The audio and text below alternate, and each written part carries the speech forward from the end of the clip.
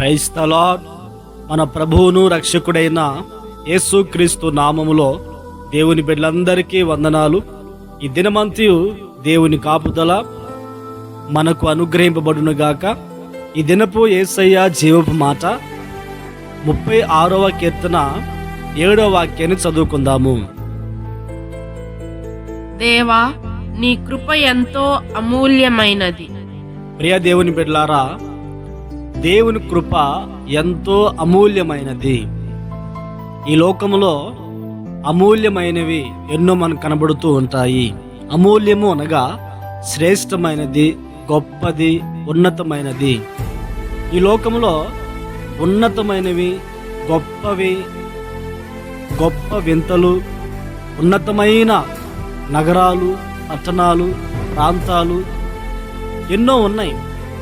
అవి ఈ లోకంలో ఉన్న అమూల్యమైనవి. రత్నాలు, వైడూర్యాలు, బంగారము, ఇంకా ఇలాంటివి ఎన్నో ఉన్నాయి. ప్రదేశాలు కూడా ఉన్నాయి.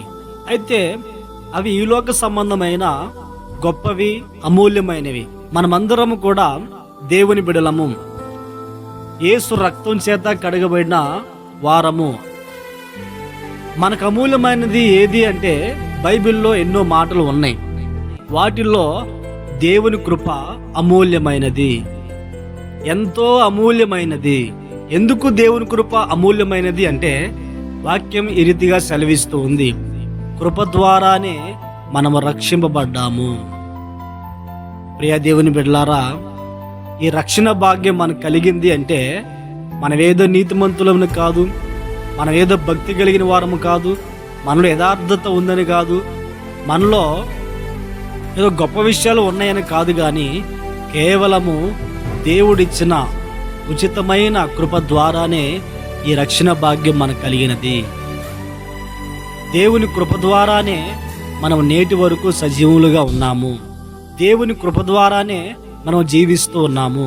దేవుని కృప ద్వారానే మనం పోషింపబడుతూ ఉన్నాము.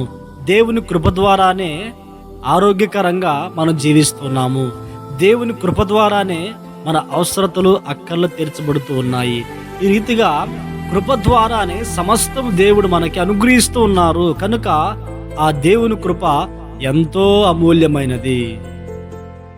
ఆ కృప ద్వారా రక్షింపబడిన మనము ఆ కృప ద్వారానే కృపాసనము, దేవుని పాదాల చెంతకి, ఆ పరలోక రాజ్యానికి మనము చేరుదుముగాక.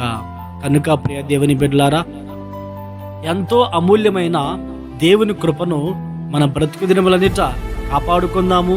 కృపలో సాగిపోదాము, కృపలో నిలిచి ఉందాము, కృపను కాపాడుకొని పరలోక రాజ్యానికి సిద్ధపడుదుముగాక. ప్రార్థన. ఆశ్చర్యకరుడా, మహోన్నతుడా, సర్వాధికారి, మీకు స్తోత్రాలు చెల్లిస్తూ ఉన్నాము. గడిచిన దినాలు మీరు కాపాడి ఉన్నారు. ఈ దినాన్ని మీరు మాకు అనుగ్రహించి ఉన్నారు.